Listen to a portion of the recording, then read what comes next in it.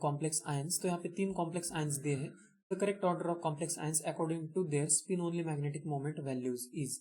तो magnetic moment के जो वैल्यूज है हम फॉर्मूला से कैलकुलेट कर सकते हैं, root n into n plus to.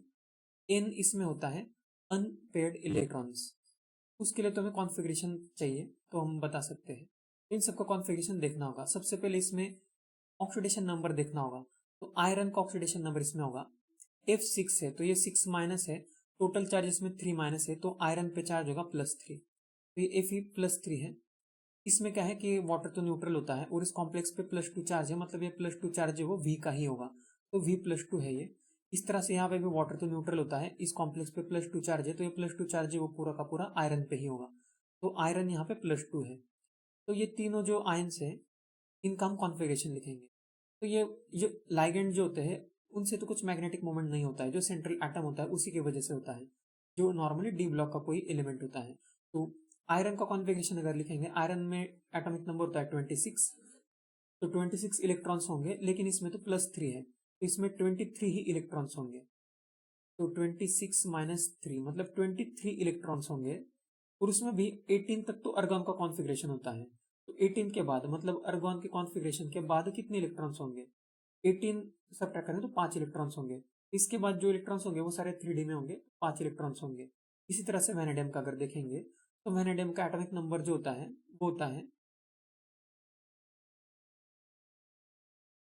तो वैनेडियम का हम यहाँ से ऐसे देख सकते हैं SeVcr, इसका एटॉमिक नंबर होता है 21, इसका 22, इसका 20, वैनेडियम का वो 23, लेकिन 23 में से 2 इलेक्ट्रॉन चले जाएंगे क्योंकि +2 है, तो इसमें इलेक्ट्रॉन बच जाएंगे 21। तो इसका भी कॉन्फ़िगरेशन क्या होगा, अर्गॉन का कॉन्फ़िगरेशन मतलब 18 इलेक्ट्रॉन्स का, उसके बाद 3 इलेक्ट्रॉन्स, तो 3D में 3 इलेक्ट्रॉन्स होंगे।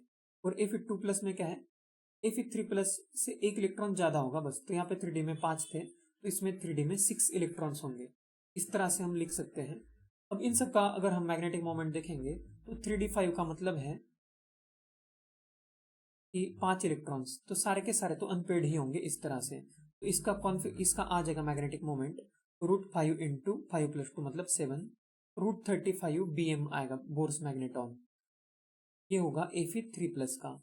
तो V+2 का होगा, तो इसमें D में कितने हैं, 3 इलेक्ट्रॉन्स है, तो 3 इलेक्ट्रॉन्स तो तीनों के तीनों अनपेड ही होंगे इस तरह से, तो √3 इंटू 3+2 मतलब 5, तो √15 बोर्स मैग्नेटॉन हो जाएगा।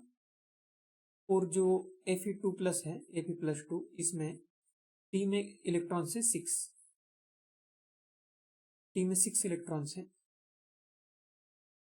तो 6 इलेक्ट्रॉन जब हम भरेंगे तो 1 2 3 4 5 और ये 6 पेयर्ड हो जाएगा, तो 4 अनपेड होंगे, तो इसका होगा मैग्नेटिक मोमेंट 4 इंटू 4+2 6, √24 होगा।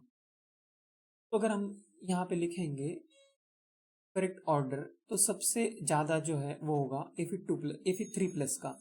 Fe3+ का मतलब है कि P का, तो P सबसे ज्यादा होना चाहिए, जैसे है A और C ऑप्शन में। फिर 2 नंबर जो है वो Fe2+ होगा, Fe2+ का मीनिंग है कि ये R है, R जो वो 2 नंबर पे होना चाहिए जैसे C ऑप्शन में है, और फिर सबसे कम Q, तो इसलिए इस क्वेश्चन का आंसर हो जाएगा ऑप्शन C।